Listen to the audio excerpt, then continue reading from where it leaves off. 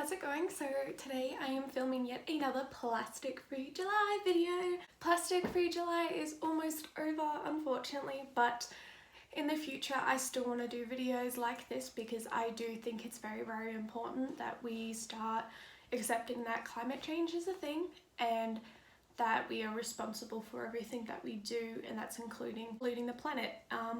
So yeah, today I have 10 tips on ways you can help the environment. Without any further ado, let's just get into it. So number one is to walk wherever you can. So to work, to groceries, to go get your hair cut, whatever, just walk if you can, or ride your bike, scooter, skateboard, whatever you have. Obviously there are so many cars on the roads nowadays and people do live quite far away from where they work most of the time. So yeah, if you can't do that, at least try to, you know, not use your car as often or only as a necessity. So use it like to go to work and everything like that, and in places you can walk to, just walk there.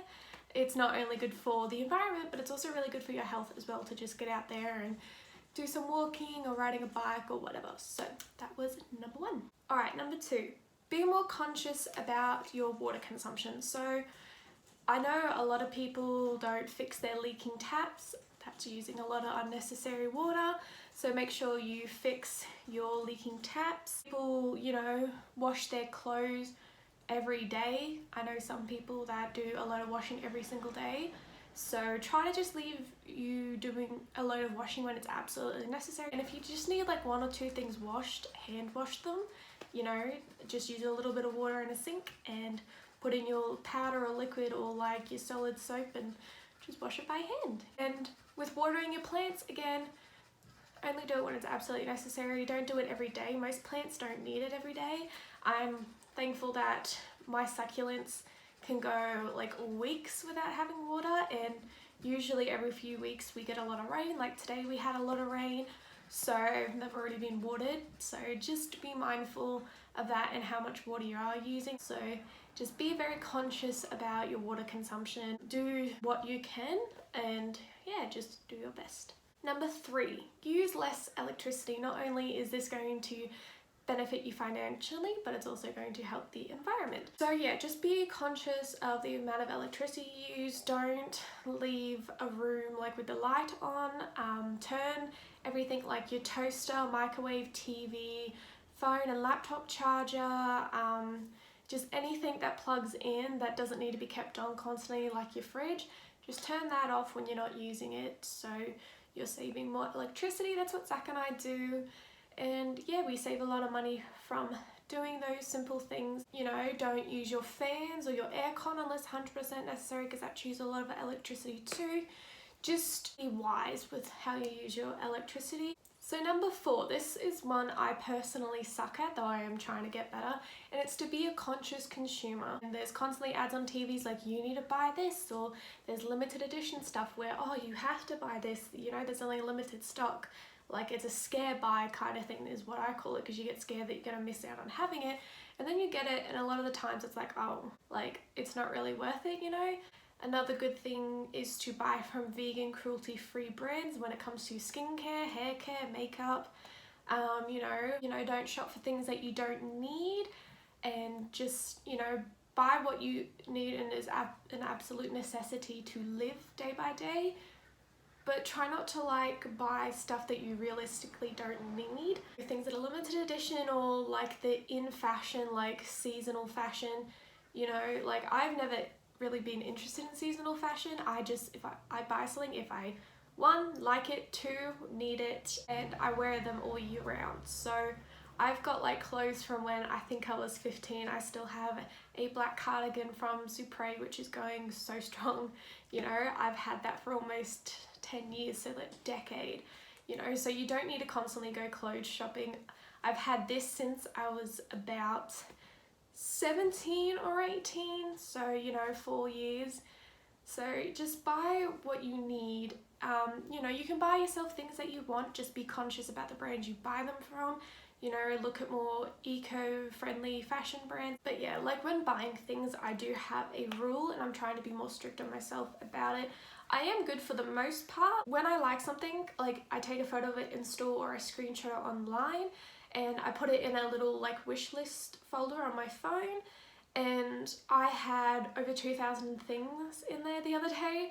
Though I do take multiple screenshots of the same item, like swatches for makeup, clothing like on different angles so I can see what it's like at the front if it's going to be too tight around my neck, and the back if it's like a low high cut type thing. And so yeah, I do that. And the other day I went through stuff that I'd been wanting for months, and I went on the websites to make sure if it was still there or not, and I deleted over 1,000 things because they weren't sold. So I did still want a few of those things and I'm really bummed, but I think out of all of it, only 2 things that really bummed me out that I could no longer get. Yeah, I just have that rule. I keep everything in a folder. If 2 to 4 weeks later I still want it and it's still available and I have the money, then I will allow myself to get it. But a lot of the time the stuff just sits in that folder and I usually forget about it, and I go through it every now and then and delete stuff that I don't want or I find that I don't need anymore. So like that's the thing, just buy things, you know, that you really want and that you know you'll really value. Be conscious about what you're buying and the impacts that it does have. And then number 5, which kind of goes in with number 4, is use up what you have before you buy more. I know personally, I know a lot of people, like my mum used to do it as well.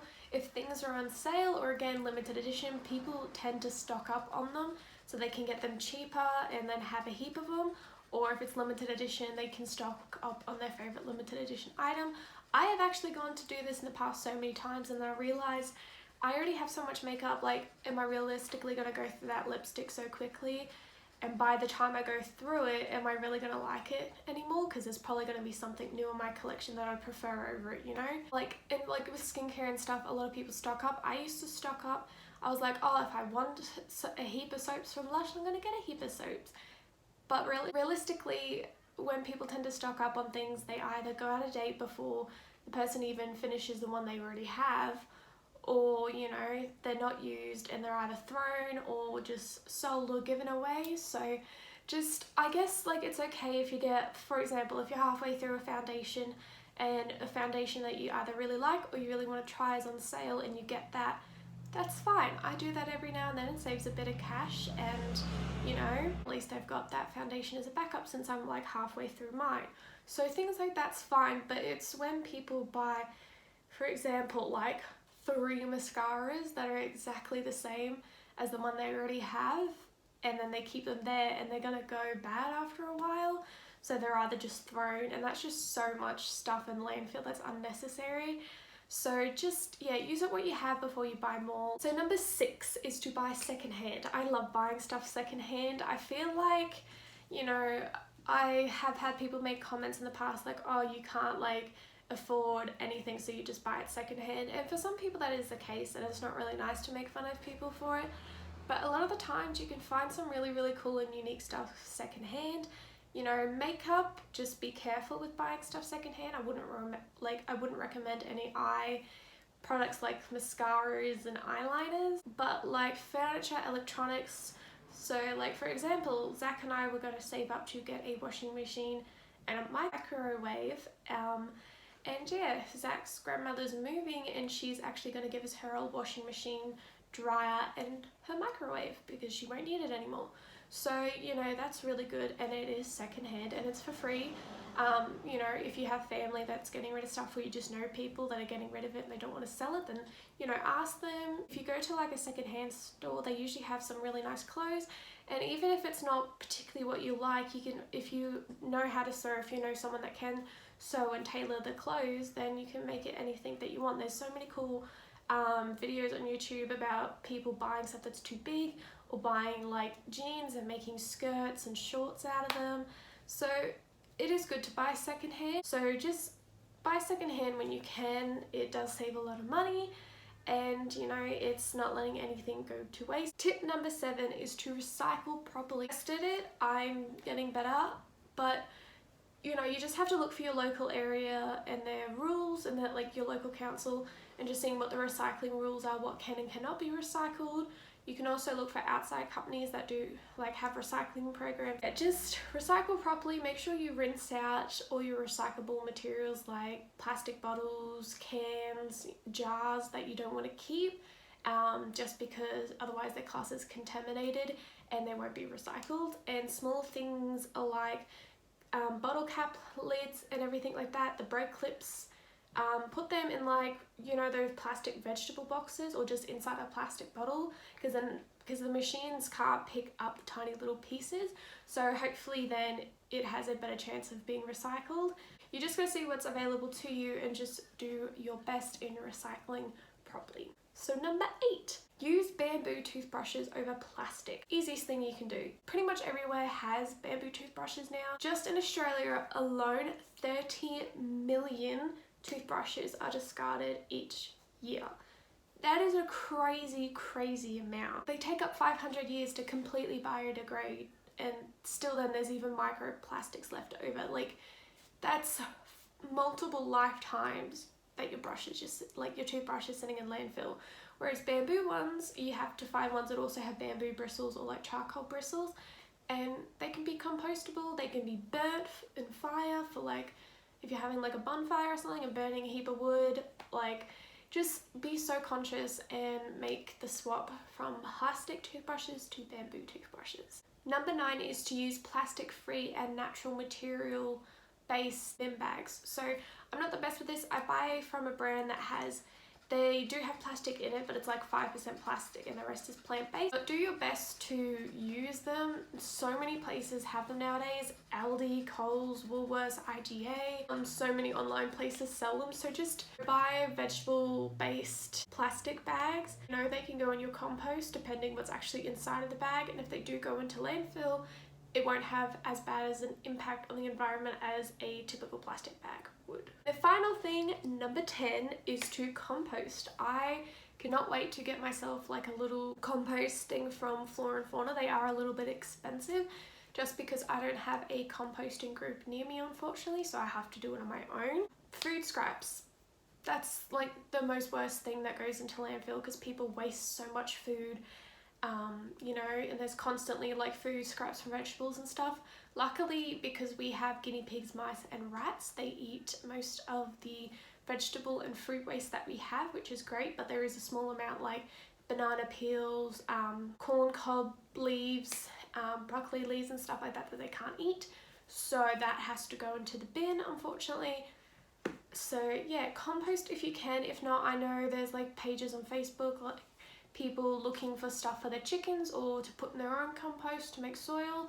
So yeah, just compost if you can, and if not, just do your best not to let food go to waste and to use up all your food scraps for, you know, cleaning things or whatever. I know people use orange peels to scrub dishes, which is really cool, and also them and lemon peels to make a homemade like multi-purpose spray, because yeah, when food goes to landfill it releases methane gases, which are a greenhouse gas, which obviously if you have heard of greenhouse gases, they are terrible. According to the website that I was looking at, they said about 11% of all greenhouse gas emissions that come from the food system could be reduced if we stop wasting food. So 11% may not seem like much, but think of the population of the planet, that is a lot, and just doing your part helps so much. But yeah guys, sorry for like such a long kind of speedy video. I'm just trying to get through all my notes. There like was so many. You as one person can do so much to better the planet and the environment and our social, you know, system, I guess. You know, we are so capable of more than we ever think we are, you know. It's just doing your best is like a pat on the back. You know, every person that I see making a good change, I'm always going, go you, that's so great, because everyone needs to be supported, and we need to, you know, start congratulating the people that are making changes because they're going out of their comfort zone and they're making the necessary changes that some people don't want to have to make. So yeah, I hope you guys enjoyed this video. If you did, don't forget to give it a thumbs up and don't forget to subscribe. I'm almost at 200 subscribers and I'm so excited, and I will see you all next time. Bye!